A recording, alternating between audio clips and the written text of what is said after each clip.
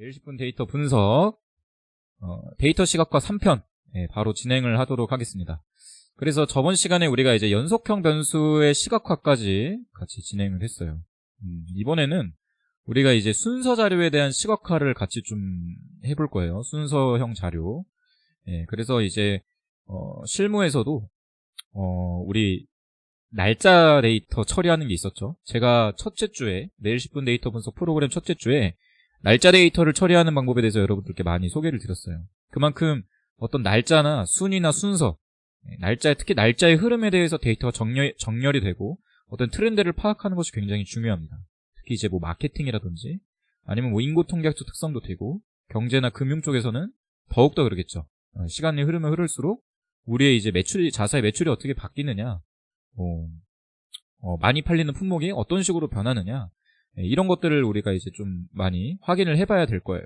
그래서 거기에 대해서 이제 오늘 같이 얘기를 나눠보도록 하겠습니다. 자, 그래서 여러분들 주피터 노트북 스크립트 오픈을 해주시고요. 데이터 불러오고 우리 이제 데이터 파일 불러오고 시각화 라이브러리 임포트 하는 것까지는 제가 설명 없이 이제 쭉 진행을 하도록 하겠습니다. 그래서 만약에 오늘 처음 오신 분들은 매일 10분 데이터 분석 라이브러리, 매일 10분 데이터 분석 이제 분석하는 거, 우리 이제 계속 진행을 하고 있는데 제 채널에 있는 여러 가지 영상들, 판다스 영상들을 미리 선행을 해주시고 같이 다 만약에 내가 판다스 라이브러리까지 좀 쓸 줄 안다 하시는 분들은 이제 지금 하는 내용들 편하게 따라오실 수 있을 거예요. 오늘 하는 내용은 확실히 이제 좀 쉬운 내용은 아니에요.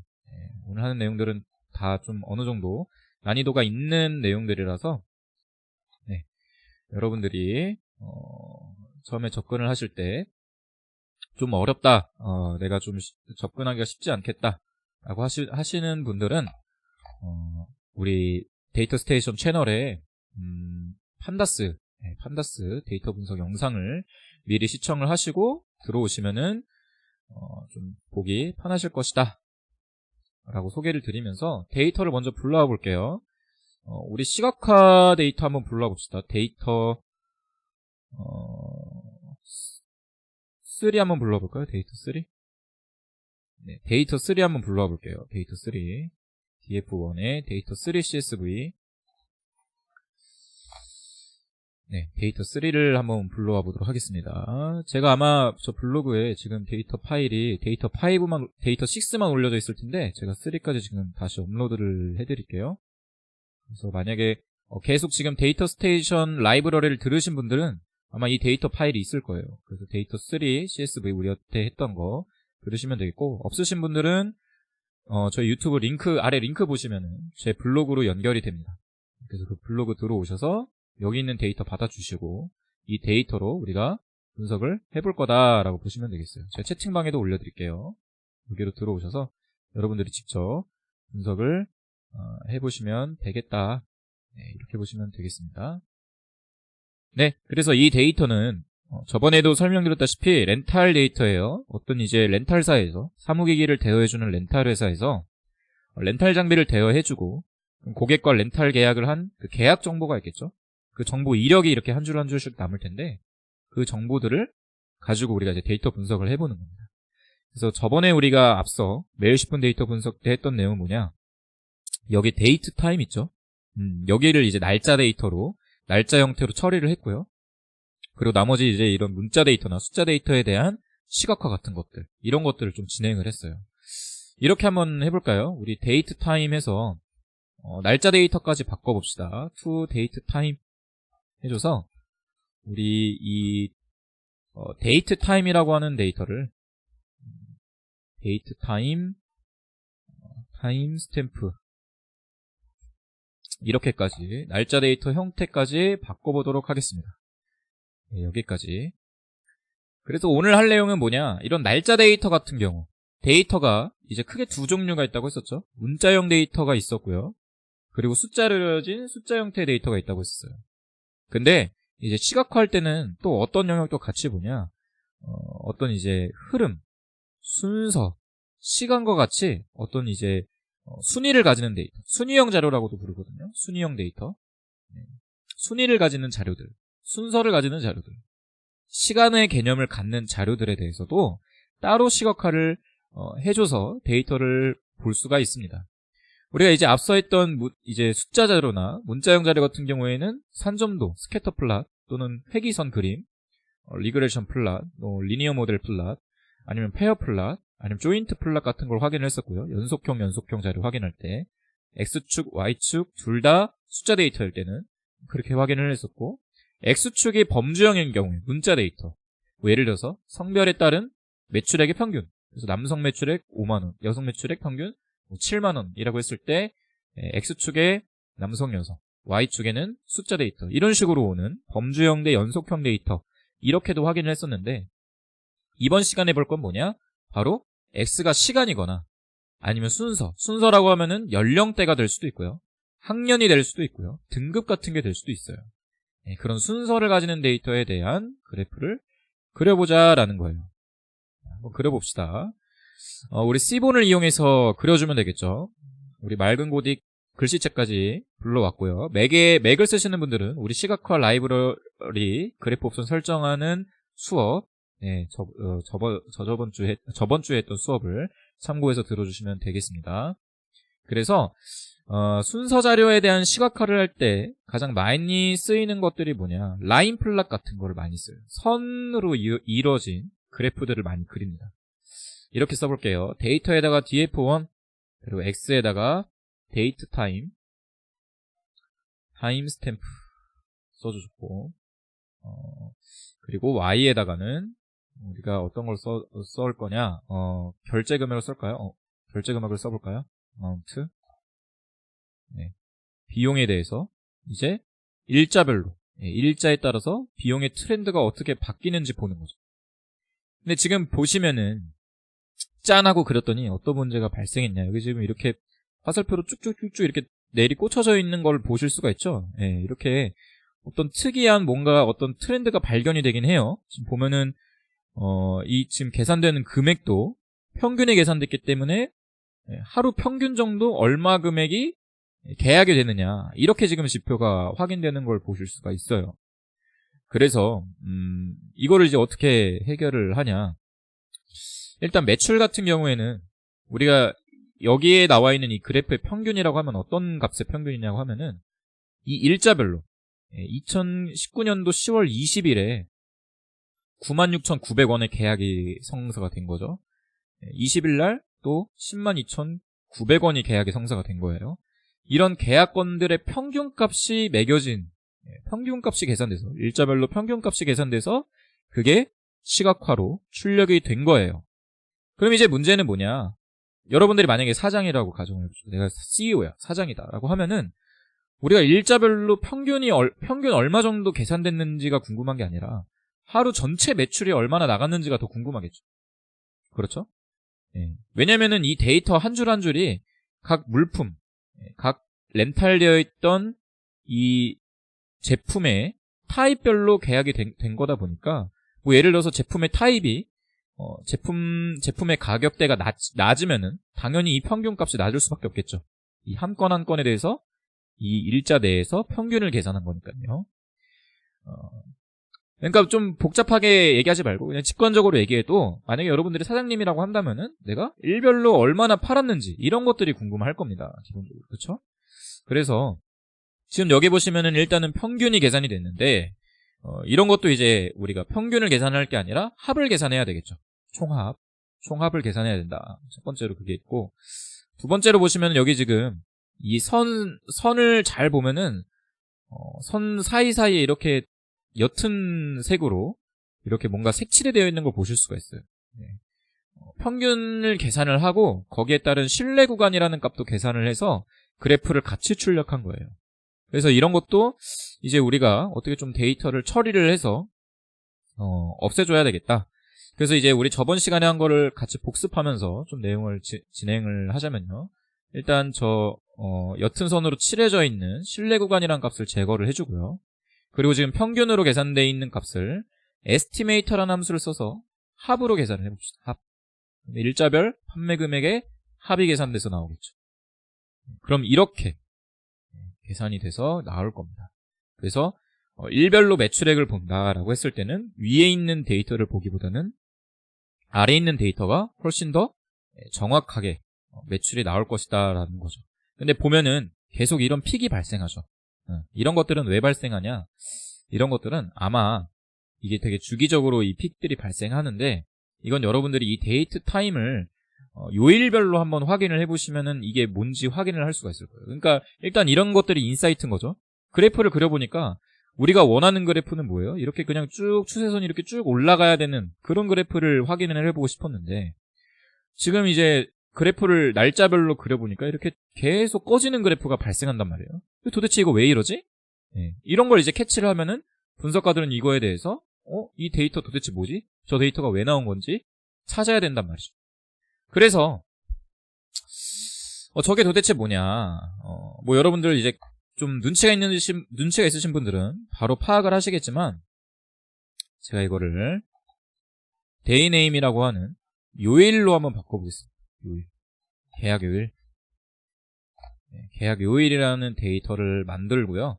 계약 요일별로 우리 그래프를 한번 그려볼게요. 계약 요일에 우리 파플랏 한번 그려볼까요? 파플랏 데이터의 df1, x의 계약 요일, y의 결제 금액, 우리 계약 금액, 그리고 에스티메이터, 합을 계산해서 계산을 하고 신뢰 구간이라는 값은 넌으로 계산을 해서 그리면은 보세요. 세터데이라고 하는 토요일마다, 그러니까 이 렌탈 회사는 일요일부터 금요일까지는 이렇게 이 판매를 실시해서 계약을 진행하는데, 토요일에는 계약을 진행 안 하는 것을 보실 수가 있어요.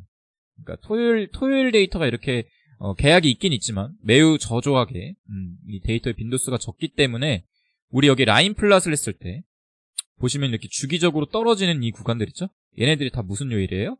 아, 이거 좀 토요일이겠구나, 이렇게 찾을 수가 있는 거죠. 이런 것들을 유추해 볼 수가 있는 거예요. 그래서 우리가 이제 매출 같은 것들을 이렇게 좀 추측을 해보자고 해서 이런 라인 플랫 같은 시각화를 쓰면은 이제 순서나 시간 자료에 대해서 이런 그래프 분석을 해볼 수가 있는데, 거기서 이렇게 나오는 이런 픽들, 이런 것들을 이제 발견을 하게 되면은 우리가 거기에 대한 부가적인 분석을 통해서 저게 왜 발생했는지, 저게 도대체 뭔지 확인을 해봐야 된다. 이런 것들은 이제 데이터를 가지고 만약에 여러분들이 분석을 진행하거나 컨설팅을 진행하게 되면은 사전에 이제 그 담당 직원한테 이런 정보를 전달받을 거예요. 아, 저희는 토요일에는 다른 데선 영업을 잘 안 하고요. 뭐 특정 매장만 계약을 진행해요. 아니면 전산 시스템이 토요일엔 좀 멈춰요. 토요일 점심까지만 계약이 진행되고요. 오후에는 뭐 계약 건수가 일요일로 넘어가서 처리가 돼요. 뭐 이렇게 우리가 전달받았다라고 하면은 이 픽들에 대한 이제 이해를 할 수가 있겠죠. 아, 얘네가 왜 발생했는지 우리가 확인해 볼 수가 있겠죠. 이해를 할 수가 있겠죠. 그럼 이제 이런 그래프 판매 추이를 우리가 이런 일별로 계산해서 볼 게 아니라 만약에 이런 토요일 같은 픽값들이 이렇게 있기 때문에 얘네들을 이렇게 쭉 이어서 우리가 어떤 연속된 트렌드를 확인하기가 어렵다라고 한다면은 이거를 일자별로 보는 게 아니라 주차별 아니면 월별 이렇게 확인해 볼 수도 있겠죠. 그렇죠?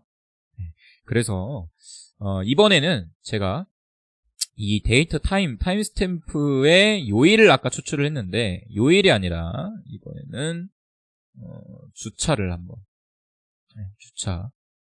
주차를 한번 추출을 해보겠습니다. 위크라고 하는 주차를 추출해서 계약 주차, 몇 주차에 계약을 했느냐, 이걸 확인을 한번 해보도록 하죠. 계약 주차가 계산이 되고요. 어떻게 해줄 거냐, 계약 주차별로 똑같이 라인 플랫을 그려주면 되겠죠. 이거 그냥 그대로 복사해서 X축에다가 데이트 타임이 아니라 계약 주차로 넣어주면은 계약 주차별 계약 금액의 합이 계산돼서 신뢰 구간이라는 값은 빼주고 라인 플랫이라는 걸로 계산이 될 거예요. 그런데 또 이제 희한하게 또 이상한 그래프가 짠 하고 도출되었죠. 이건 또 왜 이래? 여기 또 토요일이라는 걸 좀 찾아서 이제 좀 이렇게 그래프가 안 꺼지게끔 트렌드를 찾았는데, 얘는 또 왜 이러냐? 이건 또 도대체 왜 그러냐? 이것도 잘 보시면은 우리 데이터 타임의 디스크라이브를 한번 볼까요?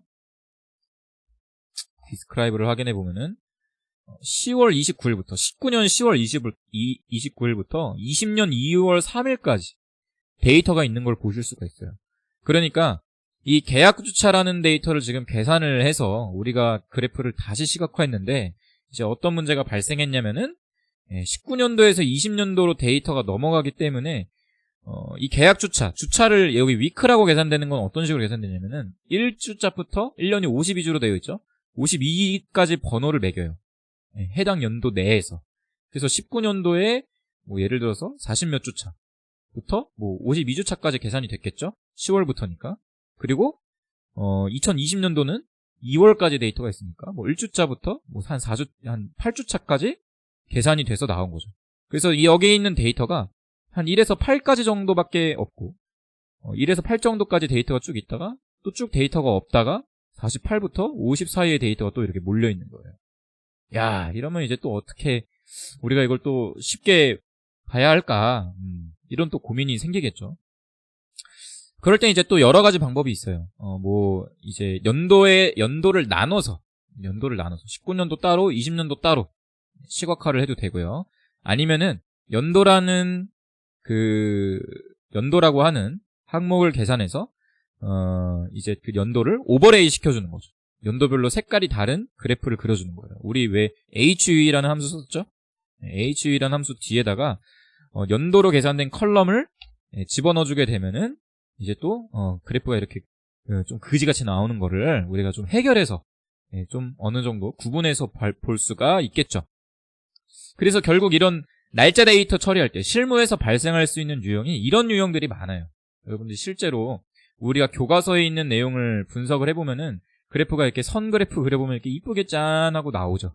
근데 실제 데이터를 가져와서 분석을 해보면 요런 식의 그래프가 나오거나 영업이나 이제 특정 날에 휴업을 하는 도메인에 대해서는 이런 형태의 그래프가 나온다. 그리고 이제 뭐 연도가 넘어가는 데이터를 또 그려보면은 이런 형태의 그래프도 나온다라는 겁니다. 그럼 이런 유형의 데이터가 짠하고 나올 때 여러분들이 거기에 이제 당황하지 마시고 이거는 특정 요일에 이 매장이 멈추는구나, 아니면은 연도가 넘어갔구나, 이걸 그냥 생각하시고 바로 이 데이터를 연도, 월, 일, 주차 이렇게 세분화 나눠서 다시 시각화를 해주시면 되겠어요.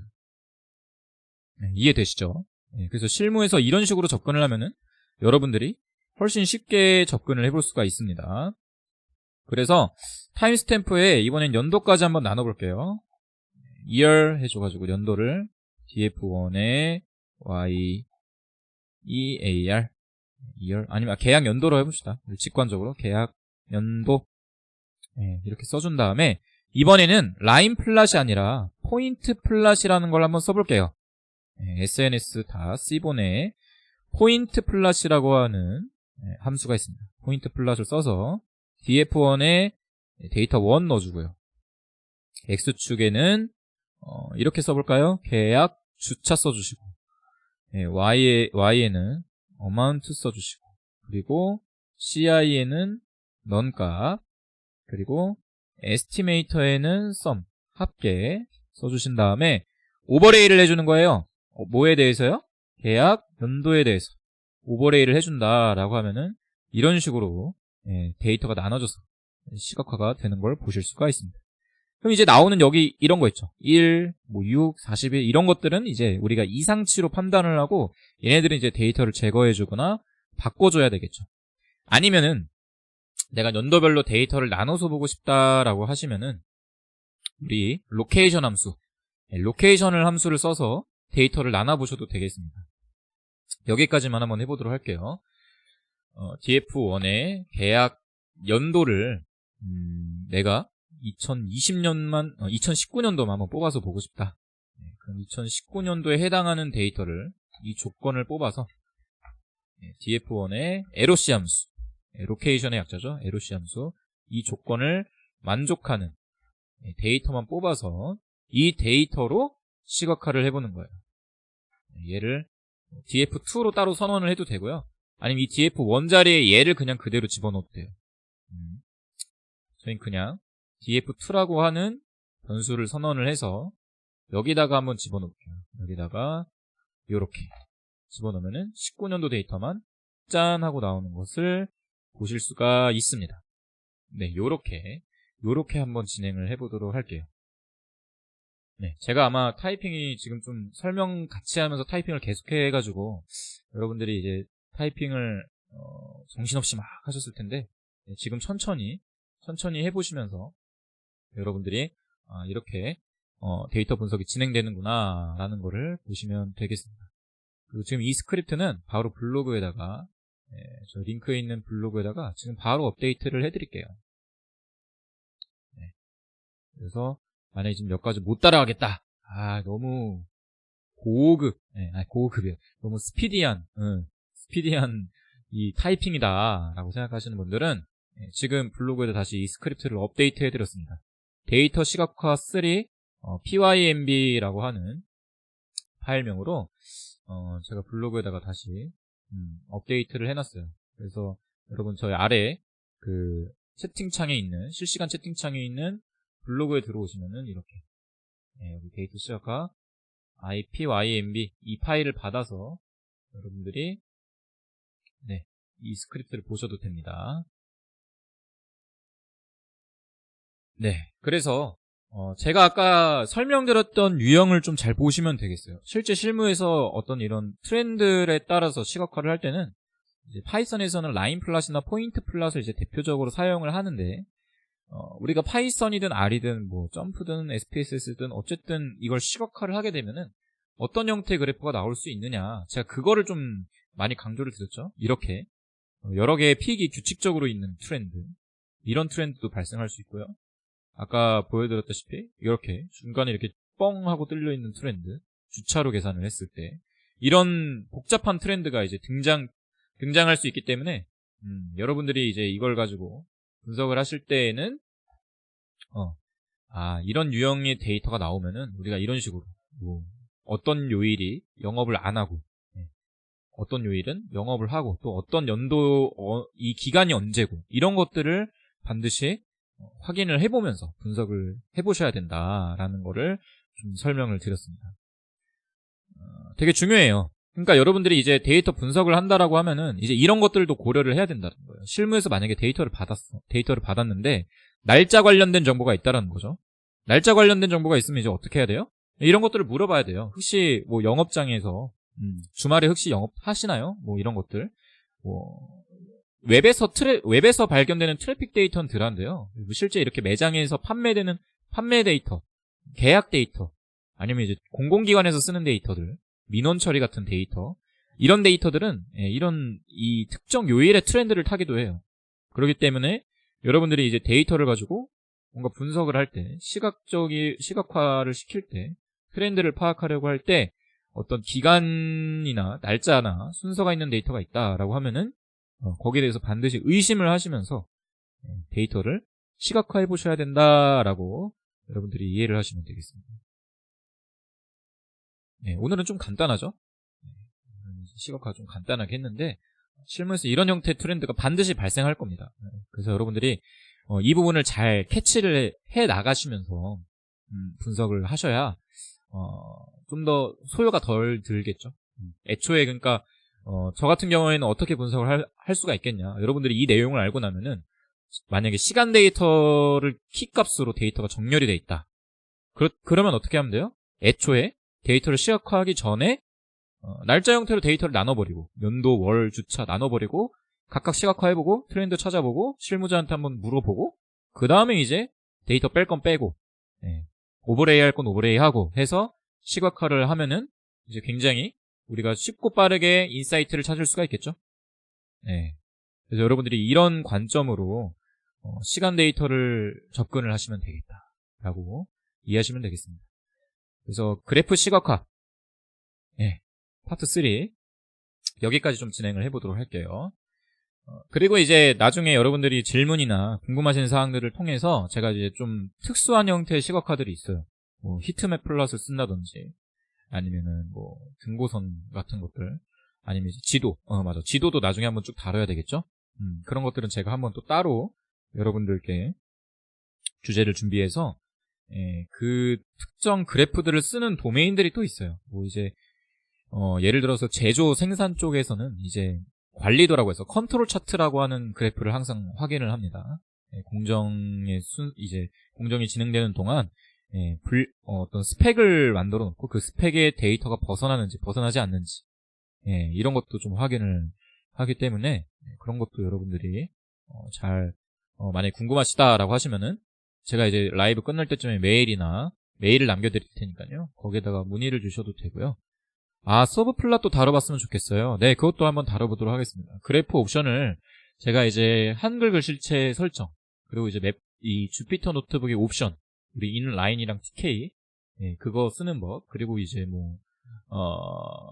그런 것들을 좀 다뤘는데, 그래프 사이즈 조절하거나, 태그 달거나 뭐 이런 것들, 범례를 위치를 조정한다던가, 이런 것들만 다뤘는데, 제가 이제 기회가 되면은 서브플랫, 여러 가지 그래프를 한 화면에 띄우거나, 아니면 이제 하나의 파일로 저장하는 것도 옵션을 그건 이제 또 다음 주에 한번 또 다뤄보도록 하죠.